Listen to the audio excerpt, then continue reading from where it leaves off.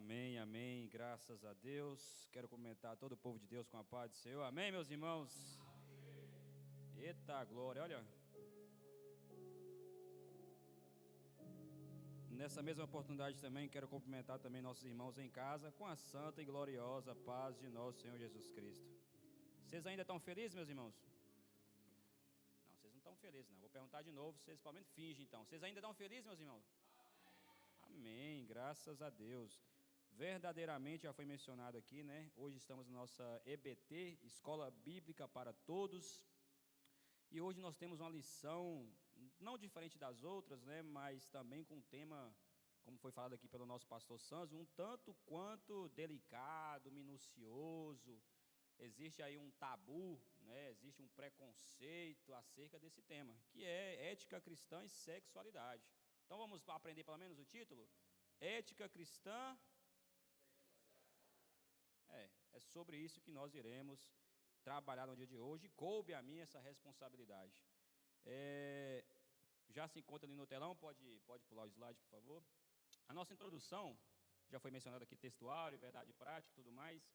Vamos para a lição, porque tem muita informação, muita coisa que a gente quer pensar no dia de hoje, quer conversar no dia de hoje, né?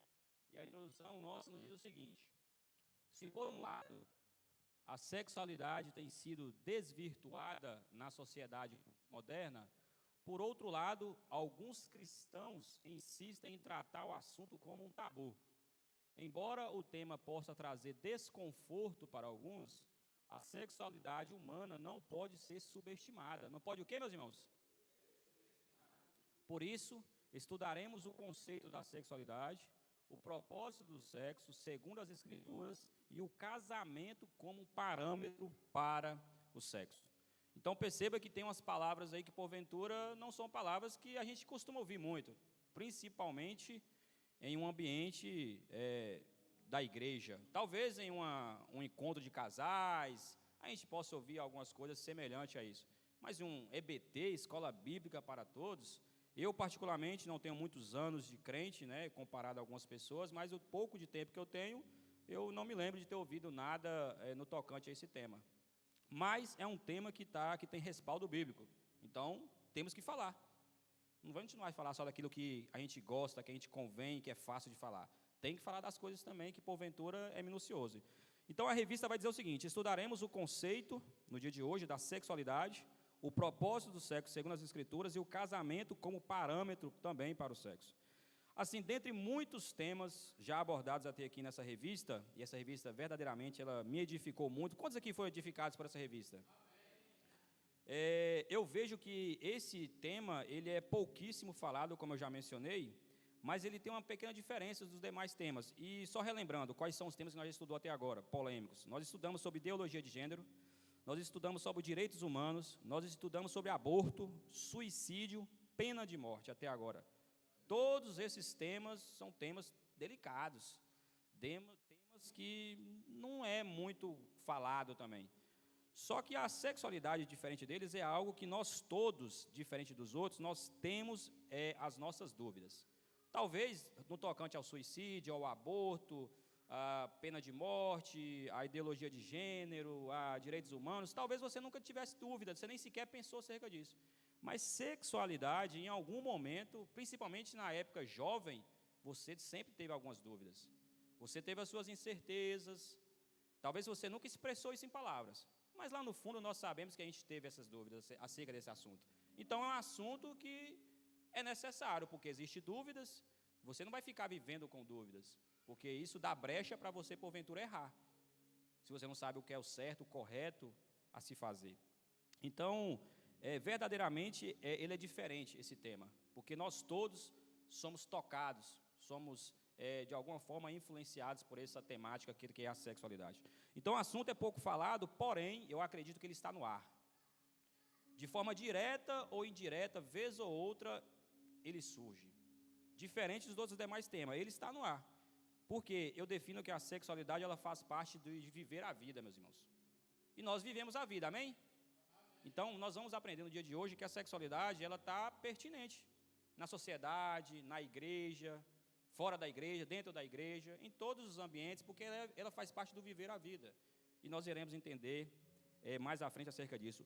Mas, já que é um assunto que está pertinente na nossa sociedade, no nosso viver a vida, verdadeiramente eu acredito que nós temos que estar vigilantes no tocante a isso. Porque se nós não estivermos bem instruídos acerca desse assunto, principalmente o crente, né, já que nós estamos aqui, estamos falando para crentes, nós podemos, se você não estiver bem instruído acerca desse tema, você pode, porventura, dar brecha para o nosso arquirrival, o nosso inimigo, Satanás.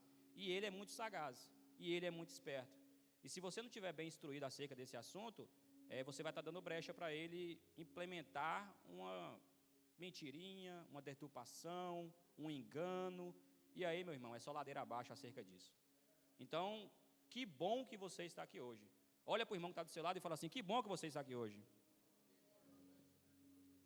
Glória a Deus. Então, assim, outra situação acerca desse tema é que conversar sobre sexualidade pode ser um pouco difícil, como eu já tenho mencionado, porque é uma conversa, entre aspas, né, que pode ir para um lugar de muita intimidade. Então, quando nós falamos de sexualidade, isso vai nos levar para um lugar de intimidade. E perceba, a gente não fica muito à vontade de falar com intimidade com qualquer pessoa. As nossas intimidades, ou que abrange algo íntimo de cada um de nós, e cada um de nós tem isso, a gente não gosta de falar para qualquer pessoa. Tem pessoas que não falam para ninguém, porventura. Guarda aquilo contigo. Tem um problema, uma dificuldade, e aí se recluse acerca daquele assunto e não fala com ninguém. Outros conseguem até falar com o pai, com a mãe, com a amiga, com o psicólogo e etc.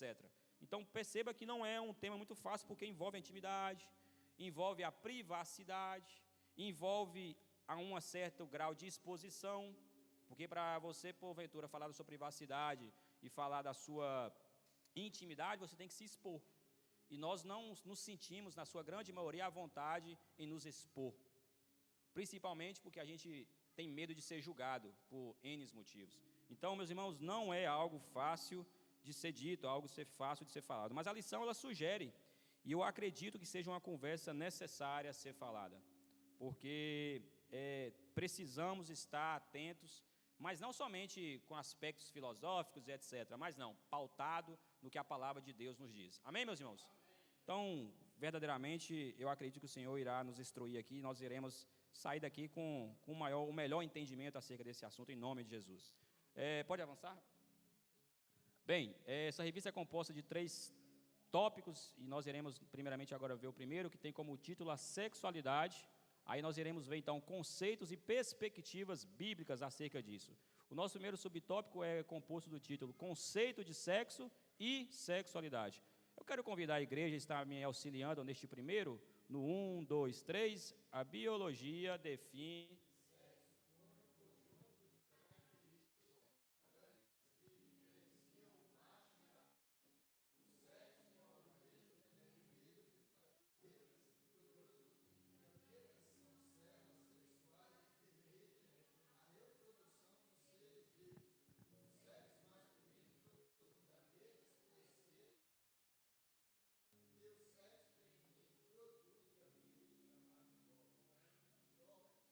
a expressão sexo ainda pode ser usada como referência aos órgãos sexuais ou à prática de atividades sexuais. Já o termo sexualidade representa o conjunto de comportamentos, ações e práticas dos seres humanos.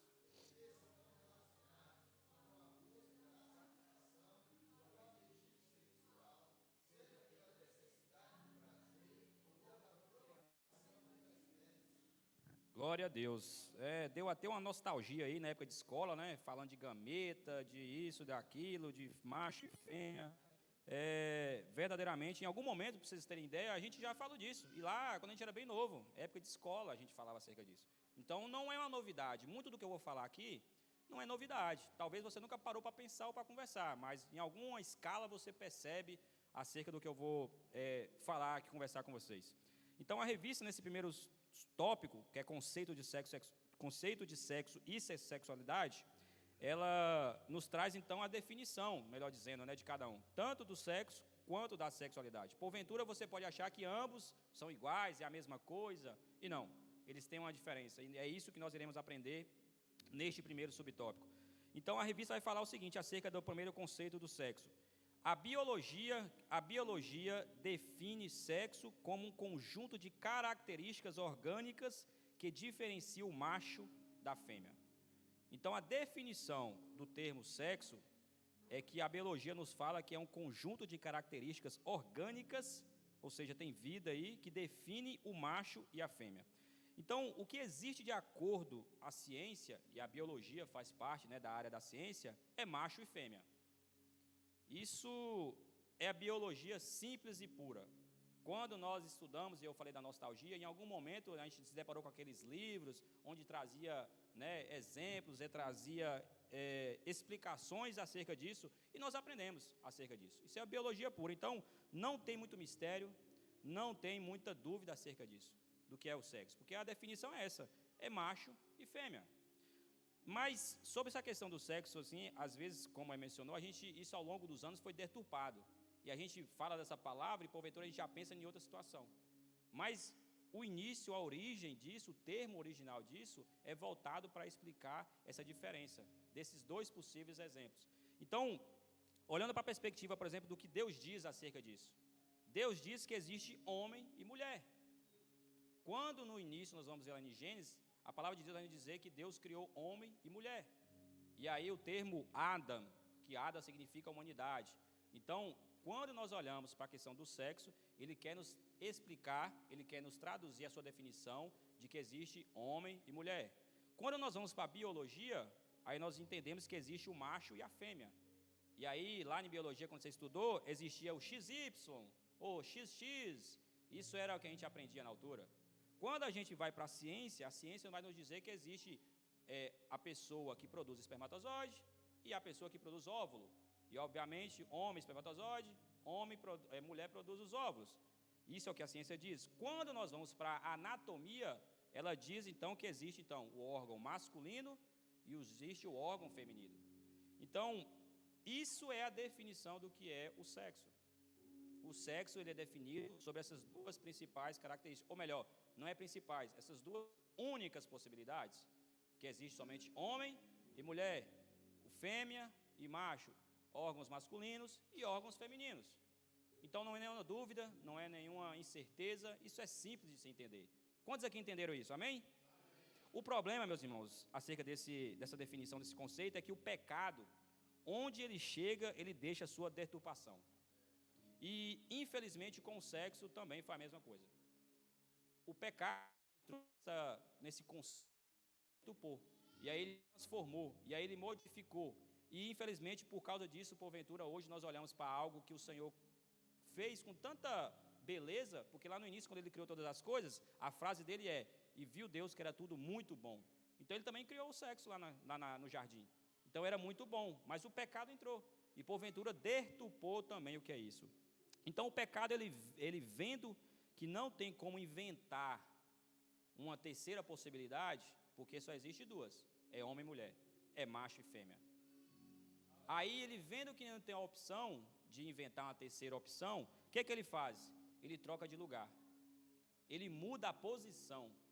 E aí, isso é um grande problema que nós estamos vendo na sociedade de hoje. Porque aí o pecado fala o quê? Ei, você que é mulher, você pode ser homem. Ei, você que é homem, você pode ser mulher. E aí a gente está vendo a situação que acontece nos dias de hoje. Essa degradação do homem e da mulher. Que na origem só tinha esses dois. Mas o pecado não pode criar um terceiro. Então vamos embananar esse meio de campo aí. Vamos fazer um pensar que é outro pensar que é outro, e aí acontece o que acontece. Um homem com homem, mulher com mulher, e meu irmão, isso tem um grande prejuízo para a humanidade. Mas ao longo da lição nós iremos atender acerca disso. Então assim, nós já aprendemos. O termo, o conceito acerca do sexo é a definição de que existe duas criações. É fêmea e macho, homem e mulher. É espermatozoide, óvulo, é o órgão masculino e o órgão feminino. Nada além disso verdadeiramente vem do Senhor, porque no princípio Ele criou isso e é isso que está estabelecido. Amém, meus irmãos? Já a sexualidade, a revista vai falar o seguinte, já o termo sexualidade representa o conjunto de comportamentos, conjunto de quê? Ações e práticas dos seres humanos, que estão relacionados com a busca da satisfação do apetite sexual, seja pela necessidade do prazer ou da procriação da espécie. Então, assim, nós aprendemos que o conceito de sexo é essa questão de dois, né, criações, homem e mulher, e isso leva para um aspecto mais externo. Isso leva para um aspecto mais material, porque você consegue contemplar, você consegue diferenciar, você consegue sentir e pegar isso. Tudo esse conceito. Então você olha e você diferencia um homem de uma mulher, porque o que está representando essa diferenciação é algo que pode ser visto, é algo que pode ser contemplado. E é algo porque pode ser contemplado, porque está isso de forma externa. Então você consegue olhar para uma mulher, identificar aquela mulher, você consegue olhar para um homem e identificar aquele homem. Só que quando nós vamos para a sexualidade, e é aí que traz a diferença, porque a sexualidade é algo mais interno. A sexualidade é algo mais ligado para o lado emocional, é algo mais voltado para o lado psicológico, é algo mais voltado para o lado sentimental. Então, sexualidade está ligada aos sentimentos, às sensações, às emoções, aos desejos, às vontades. Então, existe uma diferença entre os dois, se vocês pararem para pensar. Porque porventura, ele é palpável, ele é externo, ele é visível. Já a sexualidade, ele é sentido, ele é interno, ele é interior. Porque o que são emoções? O que são vontades, desejos?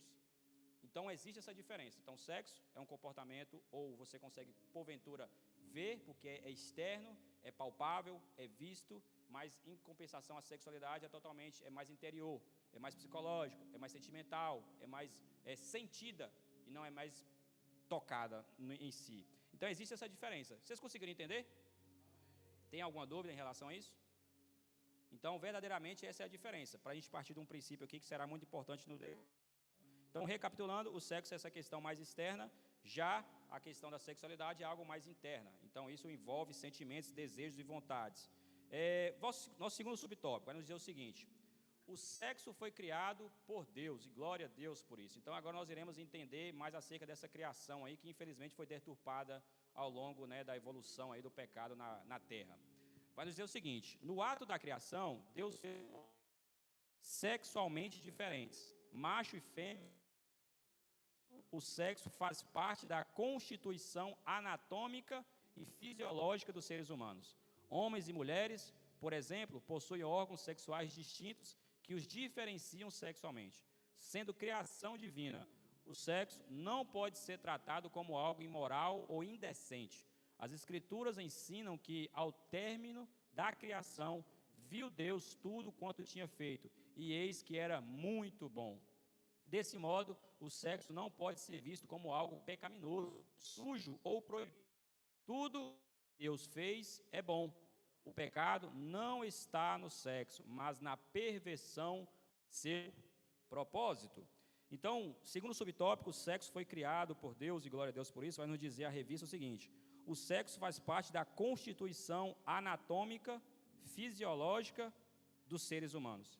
Então, essa lição ela vem nos ensinar, baseado na palavra de Deus também, que no âmbito dessa questão do sexo, fomos feitos homem e mulher, macho e fêmea, e isso é uma questão anatômica, isso é uma questão do estudo do corpo. Quando você olha para um corpo, você consegue identificar essas duas grandes diferenças, e isso define a questão do sexo. A revista também vai falar o seguinte: homens e mulheres, por exemplo, possuem órgãos sexuais distintos, que os diferenciam sexualmente. Então, anatomicamente falando, ou seja, quando você olha para um corpo, as partes íntimas da pessoa é o que define a diferença entre elas. Então, perceba, anatomicamente falando, quando você olha para um corpo, e nós estamos falando de humanidade em específico, você consegue diferenciar elas como? A partir dos seus órgãos íntimos. E é interessante porque isso é algo mais moderno, mas eu recentemente não, né? Já tem algum tempo que eu fui pai. E é engraçado porque o primeiro exame que a gente vai fazer, né, lá é a ultrassom. E como é que a gente vai conseguir diferenciar se é um menino ou uma menina? Não é se tem um gogó. Bebê não tem gogó, meus irmãos. Não é se tem um cabelo comprido. Não é se a menina, porventura, já está com seios. Não. A única diferença, se tiver lá o bebê, é pelos órgãos genitais dele. Então, o que diferencia lá do nascimento até para a vida toda é verdadeiramente esse pré-requisito. Então, perceba, algo que vem desde o seu nascimento, da sua formação. Quando você é formado, o Senhor já estabelece o que você vai ser. Mas, infelizmente, aí, como eu mencionei, o pecado ele deturpa isso. Aí, depois, se você cresce, você vai querer ser o que você quer ser. Mas, em nome de Jesus, né, hoje nós sairemos aqui mais firme nisso, isso não nos influenciará de alguma forma. Então, existe essa perspectiva. O interessante, meus irmãos, é que, de acordo com o que a lição sugere, sua anatomia, ou seja, o seu corpo, o órgão que te pertence, seja você homem, seja você mulher, é o que irá definir a sua sexualidade. Então, vou repetir, que talvez isso fique confuso. O seu corpo, ou seja, o seu tipo de sexo, seja você masculino ou feminino, homem ou mulher, fêmea ou macho, é o que vai definir a sua sexualidade. Porque, como eu já mencionei, sexualidade são vontades, são desejos, são comportamentos, são práticas. Então, você, mulher, que nasceu mulher, que o Senhor criou você mulher, o seu comportamento tem que ser de mulher. As suas práticas têm que ser de mulher. O seu desejo é de mulher. A sua vontade é de mulher. E vice-versa. Assim também se aplica para o homem. Você, homem, que desde o seu nascimento lá, quando o Senhor te gerou na barriga ainda de sua mãe, você nasceu com o propósito de ser homem. E agora, o seu sexo, que Deus te criou, é o que vai definir a sua sexualidade para a vida toda. Então, você tem que levar esse estilo de vida, de desejos, de vontades, de tudo que permeia a sua sexualidade, baseada no seu sexo. Do contrário, não é a vontade de Deus. Deus não te criou com o sexo masculino para você ter vontade de mulher. Isso é totalmente depravado. Isso é totalmente corruptível. Mas o que nós vemos hoje em dia, meus irmãos, é o oposto, né? Infelizmente. Pessoas têm o hábito, ou criaram essa cultura de definir o seu sexo de acordo com a sua sexualidade.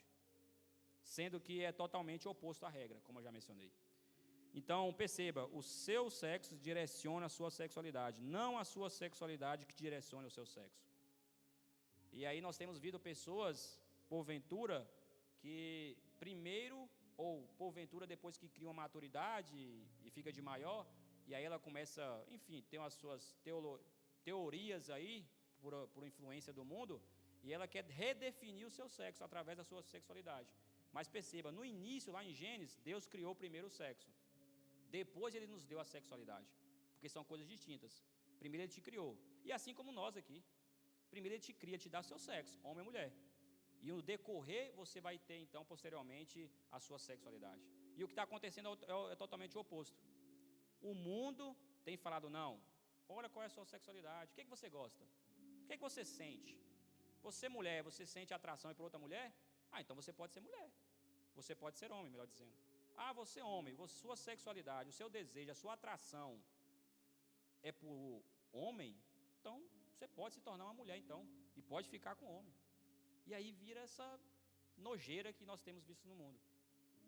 E assim, a título de curiosidade, só para nós finalizarmos esse tópico, em alguns países, nós temos que interceder acerca disso, meus irmãos. Em alguns países, não são todos, graças a Deus, ainda, né? Porque é interessante porque essa questão do LGBT, né, de gays e lésbicas, eles não podem multiplicar, mas eles têm crescido, né? Misericórdia. Então, verdadeiramente, a gente tem que pensar acerca disso.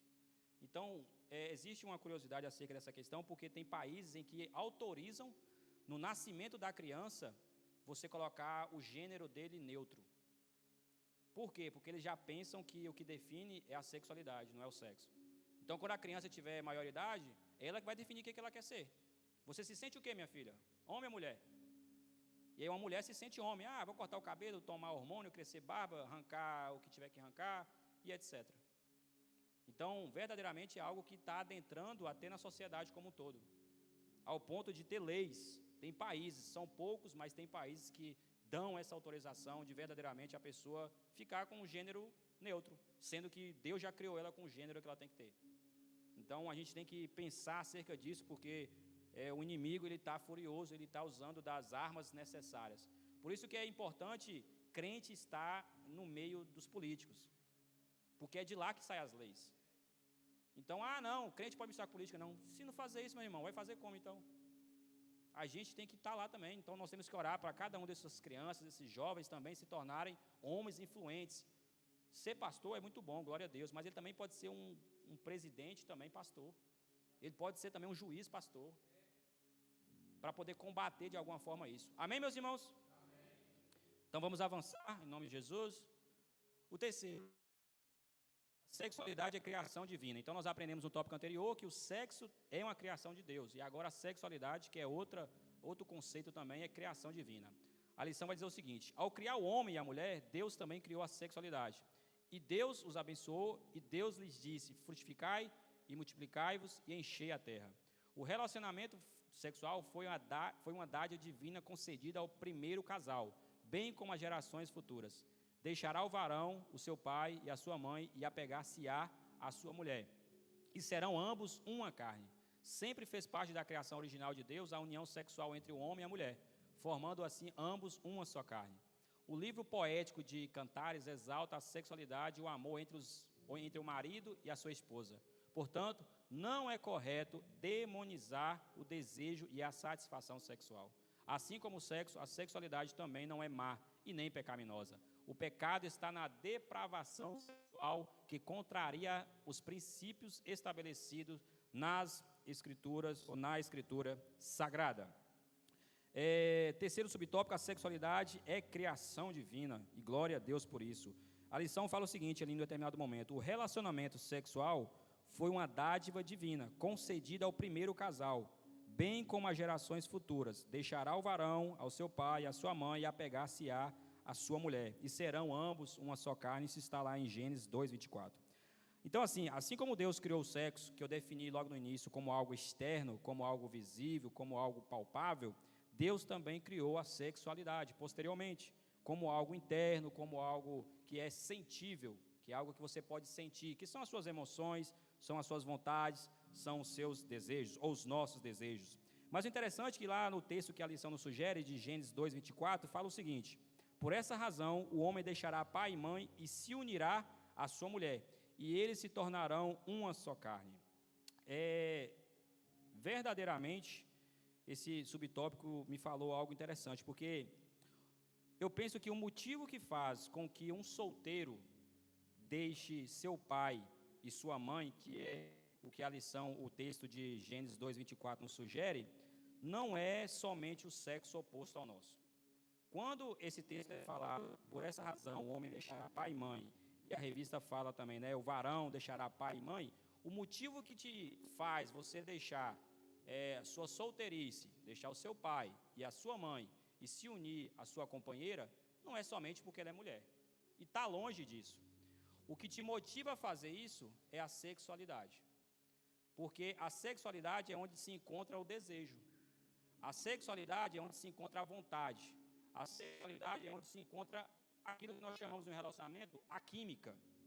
É interessante porque isso eu tive pensando, e eu falo eu, por exemplo, quando eu lembro do dia que eu conheci a primeira vez que eu vi a minha esposa, porventura, a gente não se conhecia, ela nunca tinha me visto, nem eu tinha visto ela, e a gente tinha um grupo de amigos em comum, com alguns amigos meus e alguns amigos dela. E a gente se reuniu para poder todo mundo se conhecer. E aí eu lembro que naquele momento tinha várias amigas dela e vários amigos meus. E, obviamente, ali, se eu fosse somente interessar por ela pela questão já do sexo oposto, tinha várias possibilidades. Mas o que fez eu ter atração, eu ter desejo, rolar uma química entre eu e ela, foi a sexualidade. Porque o sexo não tem poder sobre isso. Ela era mais uma mulher, se fosse somente o sexo. Assim como tinha demais mulheres ali. Mas a sexualidade em mim, que tem nela, fez com que eu desejasse ela me desejasse, e aí a beleza além de tudo. Porque às vezes, porventura, o homem até quer aquela determinada mulher, mas a mulher não quer o cara. E vice-versa. Mas Deus, ele é perfeito, ele cria então esse ambiente, onde eu desejo ela me deseja, eu tenho interesse por ela tem interesse por mim. E o que ativa isso é a sexualidade. Porque se fosse o sexo, você ia interessar por qualquer mulher. E se fosse somente o sexo, o homem ia interessar por qualquer mulher e a mulher ia interessar por qualquer um. Mas o que ativa na gente é a sexualidade, aonde se encontram os sentimentos, aonde se encontram as emoções. E isso é muito belo. Então, assim, Deus verdadeiramente ele é perfeito, porque existe somente o... Porque se existisse... É isso que é interessante. Deus é tão perfeito porque se existisse somente o sexo como motivo de atração, o mundo seria muito sem graça, meus irmãos. O mundo seria muito sem emoção. Porque perceba, o que é o sexo? Nós definimos, é macho e fêmea. Se existisse só isso, e Deus, vou criar só isso, tá bom. E seria um mundo sem emoção.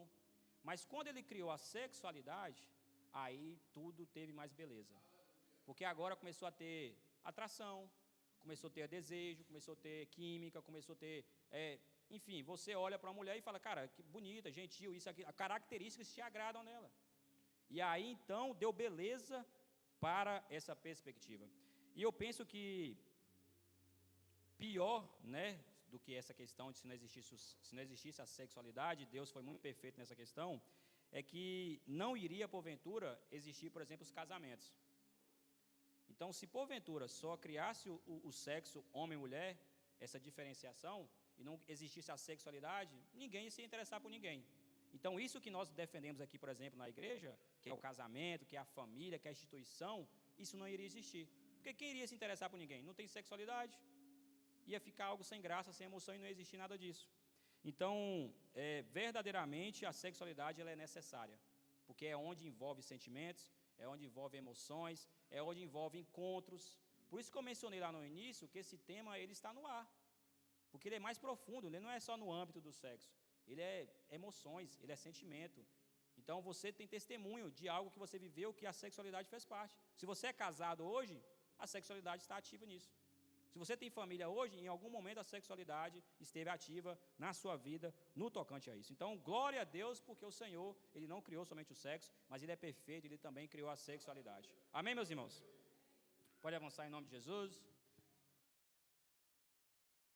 O propósito, então, do sexo segundo as Escrituras. Eu quero convidar a igreja a estar me auxiliando no primeiro, multiplicação da espécie humana, 1, 2, 3.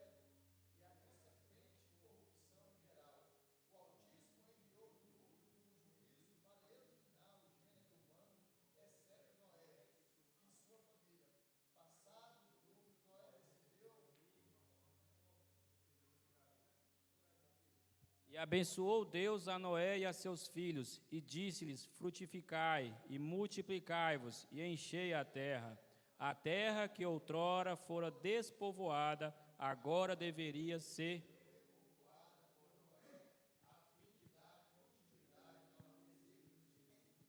Graças a Deus. Então, nosso segundo subtópico, o propósito do sexo segundo as Escrituras. Nosso primeiro é multiplicação da espécie humana. Esse subtópico, ele falou muito ao meu coração e eu acredito que irá falar ao coração de muitos aqui no dia de hoje. Na revista fala o seguinte, a finalidade primordial, a finalidade o quê, meus irmãos? A finalidade primordial do ato sexual refere-se à procriação. Eu confesso que quando eu li isso, eu falei, meu Deus, como é que eu vou explicar para a igreja isso? Na verdade, até eu tive, não, acho que o autor aqui, ele não foi muito inteligente no tocante a colocar isso. E eu fiquei meditando acerca disso e o Senhor trouxe algo muito interessante ao meu coração. Porque assim, essa frase, a finalidade primordial do ato sexual refere-se à procriação, é uma frase um tanto quanto, eu acho, pesada de se falar. Você somente soltar ela assim, o ato fundamental, primordial do sexo é procriação. Parece algo, né, sem valor, mas não, tem muito valor. Porém, para nós ficarmos mais acessíveis, eu quero substituir essa palavra procriar por gerar vida. Então imagine, a finalidade primordial do ato sexual refere-se a gerar vida. Amém? Assim, se eu perguntar para vocês se é a mesma coisa, talvez você não é a mesma coisa. Por quê? Porque um é poético. Gerar vida é bonito, é lindo de se ouvir. Né? Soa como frase que está em música, que está numa poesia, você gera vida, isso é lindo de se ouvir. Agora, o ato primordial é você procriar, isso é um tanto quanto rude, um tanto quanto pesado, né? Passa uma impressão não tão boa, você talvez não deseja muito isso. Porque, pensa comigo, olha para sua mulher que está do seu lado, isso é só para você imaginar, e olha para ela e fala assim, você nasceu para gerar não, você nasceu para procriar. Eu tenho quase certeza de que ela não vai gostar de ouvir isso. Ela vai se sentir invalidada, usada, uma mera, né, objeto. Eu só nasci para ser procriador, eu sou um animal, para ficar reproduzindo só. Isso não soa muito bem, é um pouco rude isso. Agora, como eu substituir para gerar vida, aí isso aqui é mais poético. Você olhar para sua esposa, para sua companheira e falar assim, não, você nasceu para gerar vida. Eita, ela fica até contente. É bonito você ouvir isso. Você nasceu para gerar vida. Mas, meus irmãos, lá em Gênesis, que é a leitura que nos informa acerca disso, fala o seguinte, Gênesis 1, 28. Deus os abençoou e lhes disse, sejam férteis e multipliquem-se, encham e subjuguem a terra. E aí tem mais coisas. Quando eu junto ser fértil, multiplique-se, o convite aqui, meus irmãos, infelizmente, não é gerar vida. O convite aqui é você procriar. Quando você junta ser fértil, multiplicar, principalmente nesse contexto aqui, ele não está falando assim, gera vida. Deus não estava sendo poético aqui. Deus estava sendo até um pouco duro, porque isso aqui é um mandamento. Isso é uma ordem. O que é mandamento? Ordem de Deus. Ele orou para aquele primeiro casal e falou, ei, multiplique-se, sejam férteis. Eu dei toda a condição para vocês. Vocês não têm o que reclamar.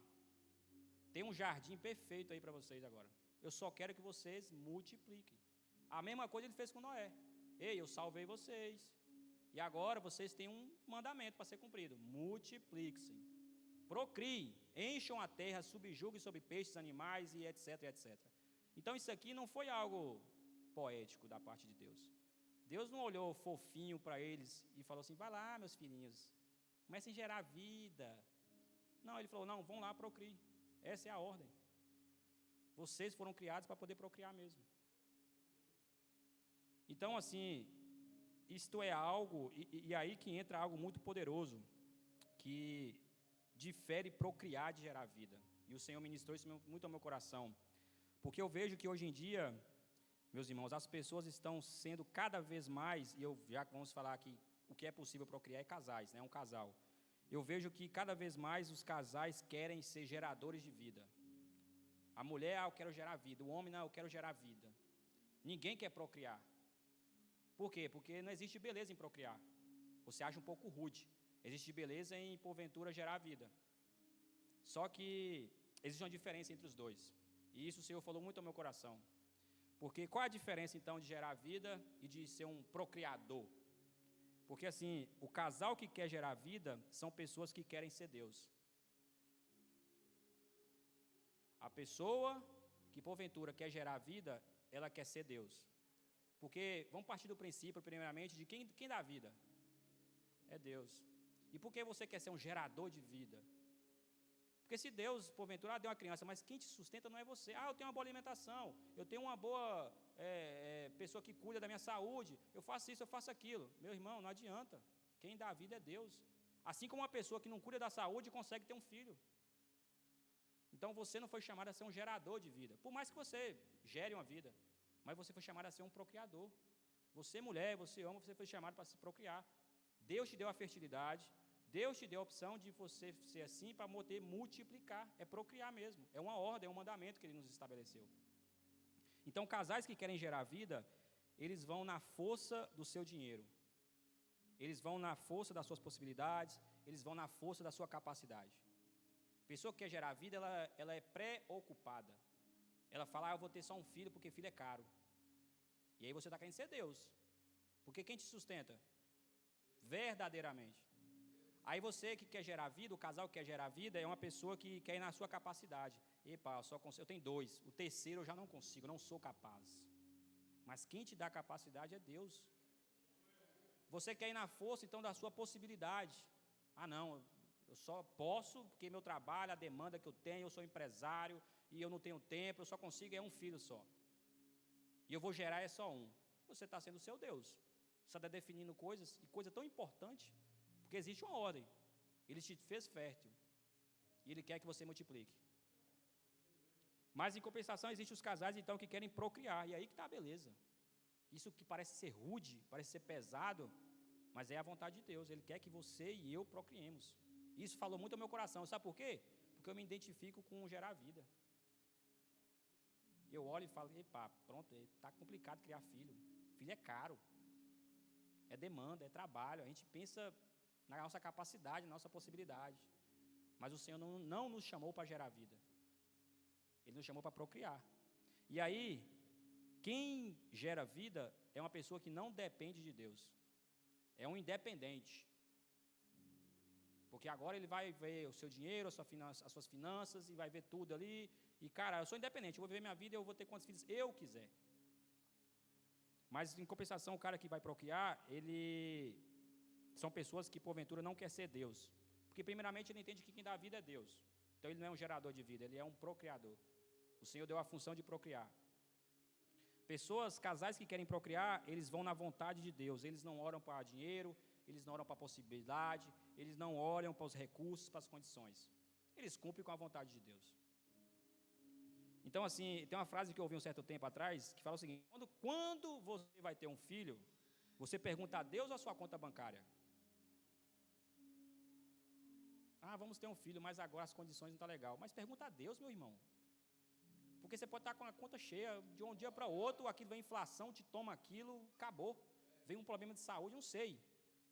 Devorador chega e arranca tudo, se essa é a sua segurança. Então pergunte, e é algo tão importante, pergunte a Deus. Você pergunta a Deus coisas tão besta que está na cara, a Bíblia já fala. Então pergunte isso, que é algo relevante. E assim, olhando para a cara dos irmãos, talvez muitos aqui não concordem comigo, né? Fala assim, Gabriel, você está também exagerando, meu irmão. Porque criança não é fácil, não. Isso tem que ter responsabilidade. Eu sou um cara responsável. Sim, meus irmãos, responsabilidade é necessária. Mas antes de ter responsabilidade, você tem que ter dependência de Deus. Porque pessoas responsáveis são independentes. Eu sou responsável. Você se camufla, você se esconde atrás da responsabilidade. É só uma fuga para você. Não, eu sou um cara responsável. Agora, no momento, eu não consigo. Mas se Deus liberar uma palavra, é sobre isso. Faz sentido para vocês, meus irmãos? Então, assim, neste momento agora, foi um tema pesado. Aqueles que, porventura, querem receber a unção de namorador agora, quero convidar para vir aqui à frente, eu vou estar orando. Aliás, eu não vou estar orando, não. Vou chamar nosso diácono Samuel. Ô, Sam, foi quanto tempo para você poder procriar? Foi meses, meu irmão. O homem é profissional nisso. Então, você que porventura aí se inspirou nisso, ele vai derramar o que ele carrega, e a unção de namorador, e verdadeiramente você vai poder procriar em nome de Jesus, amém? Eita glória, então vamos avançar então.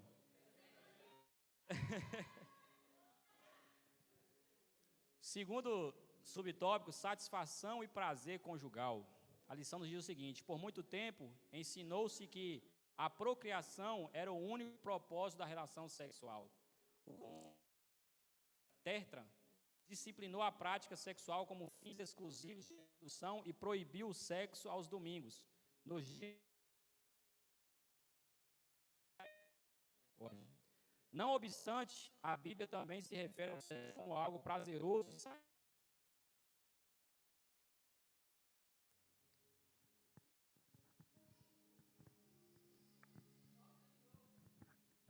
Seja bendito o teu manancial e alegra-te com a tua mulher na tua mocidade. E ainda, goza a vida com a mulher que amas. Assim, na união conjugal, como também o ensina o Novo Testamento, o homem e a sua mulher devem buscar a satisfação sexual. Então, esse é o nosso segundo subtópico, a satisfação e o prazer conjugal. A Bíblia, a revista vai falar o seguinte: a Bíblia também se refere ao sexo como algo prazeroso e satisfatório entre o marido e a sua esposa. Seja bendito o teu manancial e alegra-te com a tua mulher da tua mocidade. Então nós aprendemos no tópico anterior, que tem como título multiplicação da espécie humana, nós aprendemos que o procriar é algo primordial. E eu tentei trazer o conceito de que existe beleza nisso, porque é um mandamento. Nós não fomos chamados a gerar vida, nós somos chamados a procriar e ter uma vida de dependência. de confiança, de primeiro perguntar a Deus qual é a vontade dele. Mas não é a única função de uma relação. Então, você homem, você casado, você, né, que tem um matrimônio, essa não é a única função. Você não foi feito para ser só um procriador, um reprodutor, uma barriga, enfim, um criador de filhos. Não, existe também essa questão da função do prazer, verdadeiramente. Então, como o subtópico mesmo menciona, é satisfação e prazer conjugal. Então, nosso Deus, meus irmãos, Ele é criador de todas as coisas, amém? Todos aqui concordam que Deus é criador de todas as coisas? Então, Ele é criador, inclusive, do prazer. Então, aquilo que porventura te dá prazer, aquilo que nos dá prazer, é criação de nosso Deus. Deus criou muitas coisas, Deus criou muitos lugares, Deus criou muitas situações onde nós podemos desfrutar de prazeres. E um deles justamente é o matrimônio. O matrimônio, o casamento em si, é uma criação de Deus, é a vontade de Deus e nela existe muito prazer. É óbvio que, né, eu não quero ser poético só aqui e pensar que do início ao fim só vai ser prazeres. Não. Né, verdadeiramente existem discussões, existem brigas, existem, né, desavenças, existem situações um tanto quanto, né, não boas, mas verdadeiramente na sua grande maioria um casamento ele é feito de prazer. E não é somente no âmbito sexual, mas nós iremos entender mais acerca disso. Então Deus criou todas essas coisas. A título de curiosidade, o Jardim do Éden, quantos aqui já ouviram falar de Jardim do Éden? O Jardim do Éden ele é traduzido como lugar de delícias. Então, perceba como o Senhor é criador de prazer. Porque lá em Gênesis capítulo 1, ele já criou todas as coisas. E aí ele vai e cria um lugar para botar o homem e a mulher. E ele justamente é o Éden. E a tradução de Éden é lugar de delícias, ou seja, um lugar de prazer. O Senhor põe o primeiro casal justamente nesse ambiente, que é a nossa referência de casamento, de matrimônio, justamente em um lugar de delícias, de um lugar de prazer, de satisfação. Então, isso tem algo profético acerca disso. O Senhor não ia colocar eles no lugar de delícias e prazer à toa. Tudo ali em volta era verdadeiramente para estimular o prazer daquele casal, daquela primeira família. Mas assim, eu quero trazer para vocês aqui agora, acerca disso, alguns benefícios então dessa prática que é possível ter dentro do matrimônio. E aí vocês vão vendo se no seu vosso casamento, quem é casado ou quem pretende casar, se isso existe. Por exemplo, a prática sexual entre o marido e a mulher, ele reduz o estresse. Olha só, quem se encontra estressado aí porventura, a solução é o Jardim do Éden, meu irmão. É você ir nesse lugar de delícias. Ele também melhora o humor. Então olha para o irmão que está do seu lado, vê se ele está com cara de bem-humorado aí. Vê se ele está com cara de... Quem for casado, em nome de Jesus. Vê se ele está com cara de bem-humorado. Olha, Josué está rindo muito, o pastor falou. Então, isso melhora o humor. A outra terceira fortalece o vínculo do casal. Então, verdadeiramente, essa prática, isso fortalece, isso faz aquela frase que é carne da minha carne. Isso vira real, porque fortalece o vínculo. Ajuda a dormir melhor, olha só. Cura insônia, meu irmão. Para que tomar medicamento, né, pastora Marta? Então, você que é casado, não fica tomando remédio. Vai para o jardim, em nome de Jesus. Amém, meus irmãos? Esse aqui eu me identifico muito, viu? Cadê meu jardim? O meu jardim, esse aqui eu preciso muito. Que faz bem para o coração.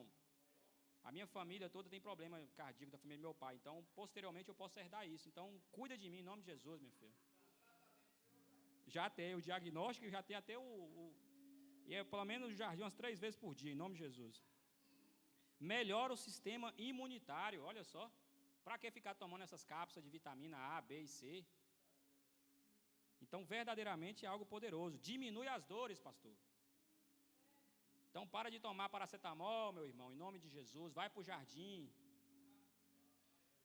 Aumenta a autoestima. Olha só, mulher, você que tem baixa autoestima aí, ô varão de guerra, resolve isso em nome de Jesus. Cara, no final ali eu vou estar fazendo a consulta ali, vou passar o tratamento, e é 0,800, em nome de Jesus. E por último agora, queima as calorias. Olha só que benção. Então, para que nesse frio, né, pastora Marta? Para que vai correr na rua, na academia? vai para o jardim em nome de Jesus. Então, assim, melhor do que eu ficar falando aqui para vocês, e já falei muita coisa e vocês ficaram muito contentes aí, é vocês praticarem. Então, põe em prática esse avivamento em casa hoje, em nome de Jesus. Amém, meus irmãos?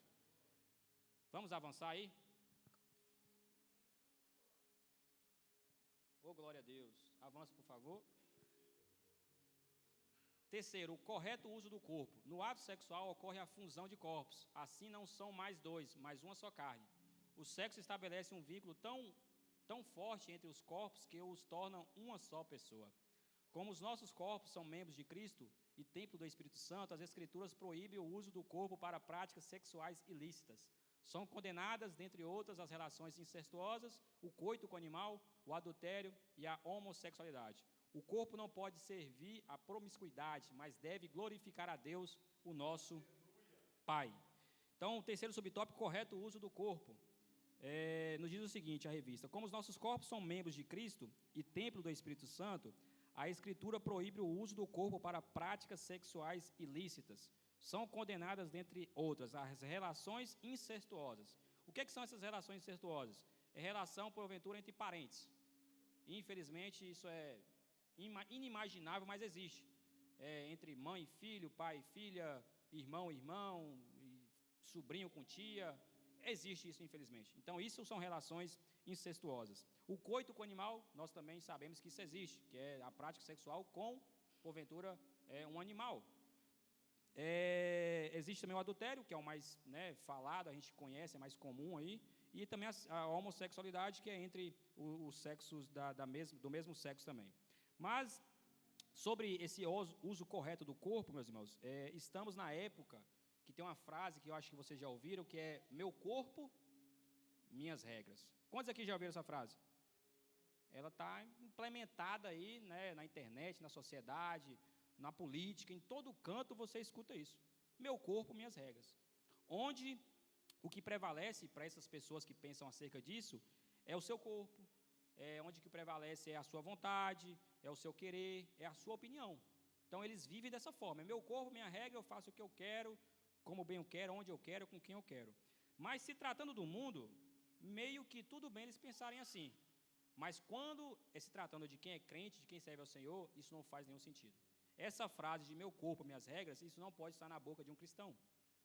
Então esse subtópico, ele vem combater o achismo de que eu e você pode fazer o que quiser com o seu corpo. E infelizmente tem pessoas que pensam assim: é meu corpo, minhas regras. Talvez você nunca expressou, mas você vive assim. As suas atitudes demonstram que você pensa assim. Eu visto o que eu quero, eu faço o que eu quero, eu vou onde eu quero, é meu corpo e minhas regras. Mas se você é um verdadeiro cristão, isso é inadmissível. Porque, como a lição mencionou aqui, nós temos um dono, nós temos um Senhor. Isso está lá em 1 Coríntios, tanto capítulo 6, verso 15 e também o 19. E assim, existe uma forma, então, correta. Se você tem um dono, se você tem um Senhor, existe uma forma correta de usar, então, esse corpo. Lá em 1 Coríntios 6, 15, fala o quê? Vocês não sabem que seus corpos são membros de Cristo? Então, meu irmão, o seu corpo é membro de Cristo. Lá em 1 Coríntios 6, 19, fala: acaso não sabe que o corpo de vocês é santuário do Espírito Santo que habita em vocês, que lhes foi dado por Deus e que vocês não são de vocês mesmos? Então, agora você não é somente membro de Cristo, você também é a habitação do Espírito Santo. Então, você tem um dono, você tem uma pessoa, um Senhor da sua vida. Então, assim, se o corpo de Cristo, ser corpo de Cristo, ser habitação do Espírito Santo, é ter um Senhor, é ter um dono.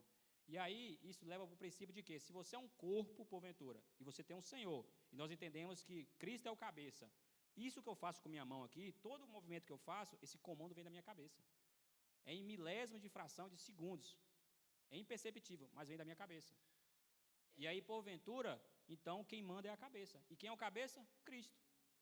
Então, o seu corpo, você não faz o que quiser, se você é um cristão.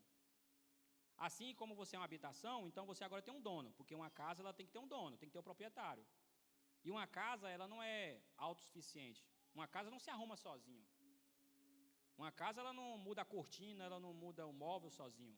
O dono é que muda, o dono é que rege ela. E agora você tem uma pessoa que habita dentro de você. Então não é você que manda em você, meu irmão. Quem manda é o dono. Quem manda é o Senhor.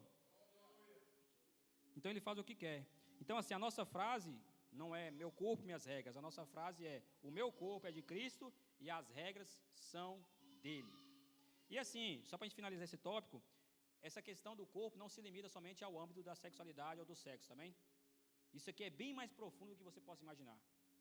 Porque talvez você, está falando de sexualidade e sexo, se limita a isso. Não. Isso se limita, ou melhor, isso abrange outras perspectivas. Por exemplo, você está cuidando da sua alimentação? Você pratica exercício? Gente, tem muitos crentes aí acima do peso. Tem muitos crentes sedentários. E assim, a pessoa que talvez porventura é promíscua e comete adultério, e fica com animais, e faz as lambanças sexualmente falando, está tão errada quanto também você que não cuida da sua saúde, meu irmão. Você que por vez negligencia o cuidado com a sua saúde, você também está errado. Porque você agora tem um dono. Você tem que se alimentar em condições, você tem que praticar exercícios. Aí tem uma galera que porventura vai falar assim, fulano fica tomando uma cerveja, e você que toma 2 litros de Coca-Cola, meu irmão. Põe uma pessoa que toma uma latinha de cerveja e outra que toma 2 litros de Coca-Cola, quem está mais pior? Aquilo também é corrosivo também, você entende? E obviamente aqui eu não estou estimulando você a tomar cerveja, não venha falar isso. Não estou estimulando você também a tomar coca, se puder toma só água. E nada contra a coca, eu também gosto da coca. Mas é isso, para vocês terem ideia de qual a profundidade, então, de você entender que você faz parte do corpo de Cristo e de que você é a habitação do Espírito Santo, então isso é bem mais profundo do que você possa imaginar. Amém, meus irmãos? Terceiro subtópico, casamento como limite ético para o sexo. O primeiro é prevenção contra a fornicação. A lição vai falar o seguinte, a fornicação está relacionada ao contato sexual entre pessoas solteiras. Pessoas o quê? Ou seja, não casadas. Para evitar este pecado, o apóstolo Paulo orienta os cristãos a se casarem. Por causa da prostituição ou fornicação, cada um tem a sua própria mulher e cada um tem o seu próprio marido. Os ensinos de Paulo ratificam o propósito divino do casamento, ou seja, um homem para cada mulher. Este princípio também foi definido por Jesus. Deixará o homem pai e mãe e se unirá à sua mulher. Deste modo, a legitimidade cristã para a satisfação dos apetites sexuais entre um homem e uma mulher restringe-se ao casamento monogâmico, heterossexual. Toda prática sexual realizada fora desses moldes constitui-se em sexo ilícito.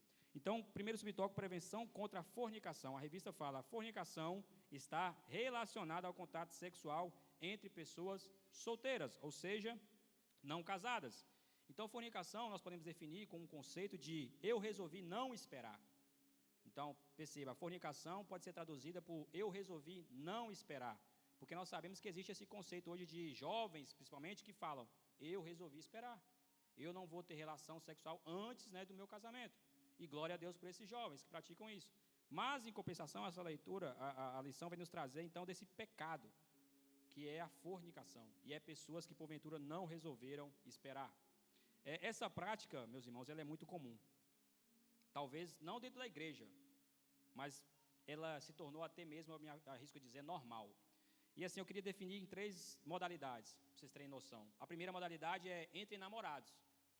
Então, existe fornicação entre namorados. Na sociedade mundana aí, porventura, existe homens e mulheres que se namoram, que é assumidos, têm relacionamento, têm um compromisso diante da sociedade, diante dos pais, diante de tudo que tem direito, mas eles praticam a fornicação. A vida sexual deles são ativas. E aí é tão banal assim que às vezes os pais sabem. O jovem vai dormir na casa da filha, e eu não estou falando do ambiente de igreja, porque nesse ambiente eu acredito que nem existe essa possibilidade de um pai cristão deixar isso acontecer. Pode acontecer de forma escondida, mas no mundo isso é normal. O jovem vai dormir na casa da namorada, a namorada vai dormir na casa, e os pais até, de certa forma, incentivam.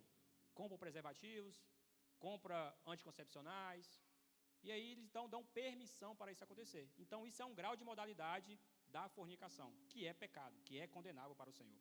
Mas também existe os ficantes. É o que nós chamamos de porventura de contatinhos. São pessoas que não têm compromisso. Vai para uma festa aleatória e se encontra lá com uma pessoa e rolou qualquer coisa, eles têm, então, o ato sexual acontece entre eles. E depois volta para a sua vida e finge que nada aconteceu.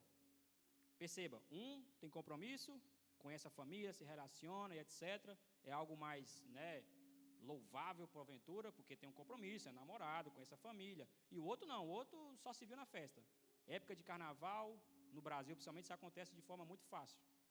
Vai se ver somente uma vez. E acontece o pecado da fornicação, porque resolveram não esperar.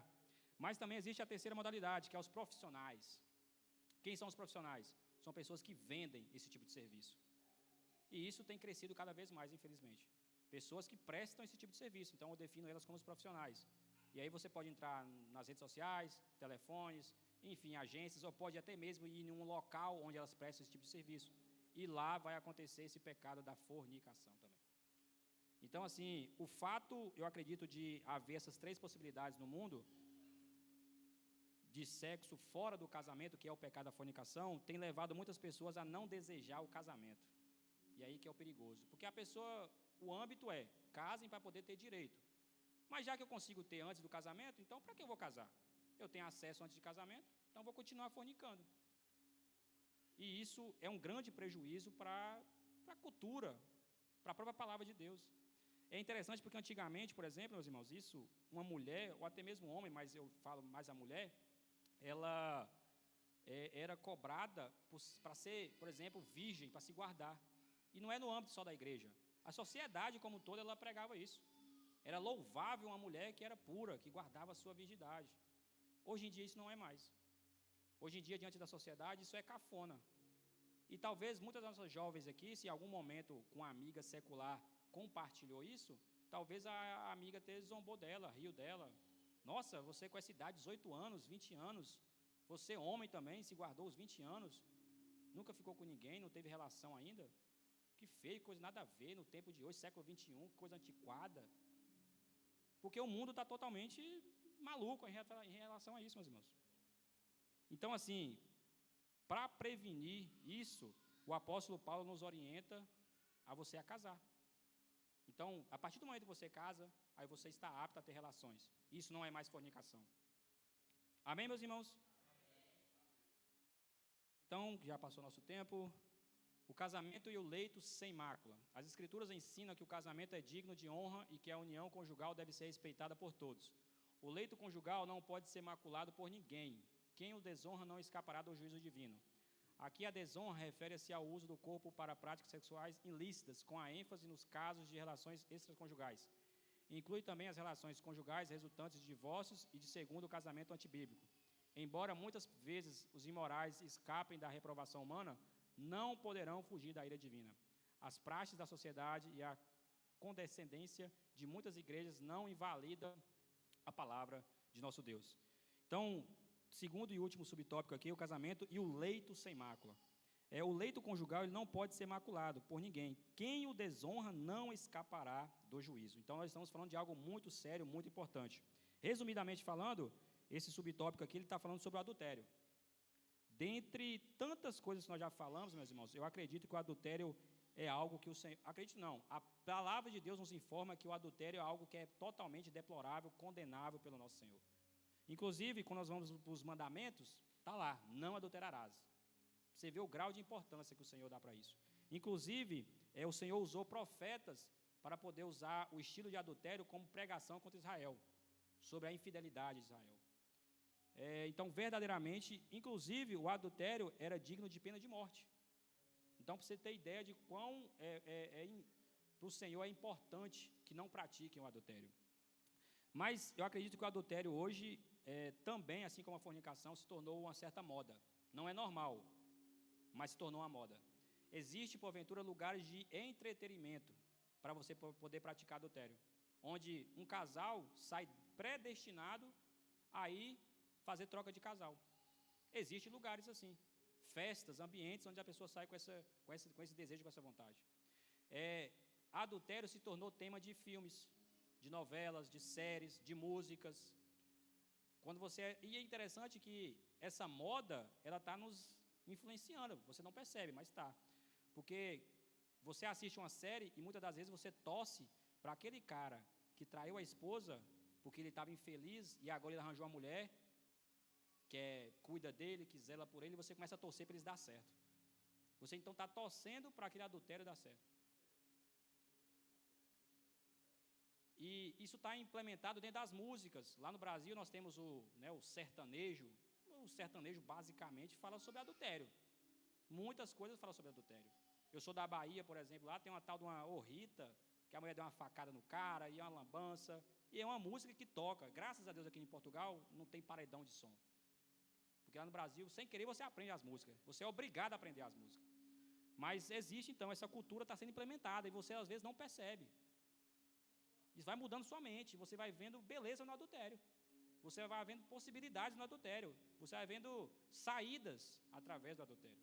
Então, muito cuidado com aquilo que você ouve, com aquilo que você assiste, porque isso pode nos corromper. E assim, para finalizarmos, o mundo está tão louco, meus irmãos, acerca disso, que eu tive pensando acerca dessa situação um tempo atrás, e eu cheguei a essa conclusão que assim, quando acontece um ato de adultério, porventura quem mais sofre não é quem pratica o adultério, é o fiel da relação. Tem pessoas que porventura é fiel, ela até mesmo se suicida, de tanta pressão que ela sofre. Porque a pessoa hoje em dia, que é a fiel, e ela porventura foi traída pelo seu cônjuge, ela agora é taxada de, ô chifruda, ô corna, ô isso. Sendo que era totalmente ao contrário. Se nós deveríamos verdadeiramente condenar alguém, era quem praticou o ato. Mas aí, se é o cara que traiu, ele é o pegador. Ele é o garanhão. Então, a sociedade está totalmente corrompida. Condena quem é o fiel e, porventura, quem é o errado, ele recebe aplausos, porventura. Então, para você ver o grau de perversão que o mundo está. Então, essa revista, meus irmãos, para finalizar, ela fala sobre ética, do início ao fim. E eu acredito que o adultério, ele é o resumo de como ser uma pessoa totalmente sem ética. Uma pessoa que exerce o adultério, que pratica o ato de adulterar, ela é uma pessoa totalmente sem ética. Ela é uma pessoa totalmente sem princípios. Ela é uma pessoa totalmente sem noção do que é certo e do que é errado. Está totalmente corrompida a pessoa que pratica isso. E eu quero recomendar a você não confiar nesse tipo de pessoa. Uma pessoa que pratica adultério, não confie nela. Porque, porventura, ela fez juras de amor. Mas aquela pessoa que ela fez juras de amor, ela traiu. E como é que você vai confiar numa pessoa que traiu quem ela falou que amava? Então, não confie em quem pratica adultério. É sem ética, é sem valor, é sem princípio. E aí, para finalizarmos nosso conceito, ou melhor, o meu conselho é para você, jovem, você que está me assistindo, que porventura deseja casar ou vai casar, procure alguém que verdadeiramente é cristão. E repito, verdadeiramente, porque tem cristãos também que adulteram, infelizmente. Mas aquele que é verdadeiramente cristão. E sabe qual é a diferença? Ou qual vai ser a sua recompensa? É porque ele não é um verdadeiro cristão, ele não é fiel somente ao seu companheiro, mas ele é fiel principalmente a Deus. E aí isso muda tudo, porque lá no trabalho, o dia que ele for tentado, talvez você, companheiro, não vai estar perto dele, mas ele vai lembrar que tem Deus que vai indo por ele. E aí ele fala, epá, pronto, eu fui tentado, eu poderia muito bem trair minha esposa ou trair meu marido, porque ninguém vai saber, é só uma vez e está tão tranquilo. Mas ele vai saber que Deus está vendo o que ele está fazendo. E isso impõe limites para ele. Amém, meus irmãos? Então, essa é a lição acerca da ética cristã e a sexualidade. Como eu falei, é um tema minucioso, difícil, mas eu acredito que eu trouxe muitos temas aqui que vai fazer você pensar, refletir acerca desse assunto, que é necessário, que é importante. Então, medite nela, pense nela, reassista se necessário for, porque o Senhor tem coisas poderosas. Ministrou meu coração e o meu desejo, a minha oração foi que ministrasse o coração de cada um aqui no dia de hoje. Quero passar a palavra para quem de direito, nosso pastor local, Sanzo, que vai estar dando continuidade. Agradeço a oportunidade em nome de Jesus.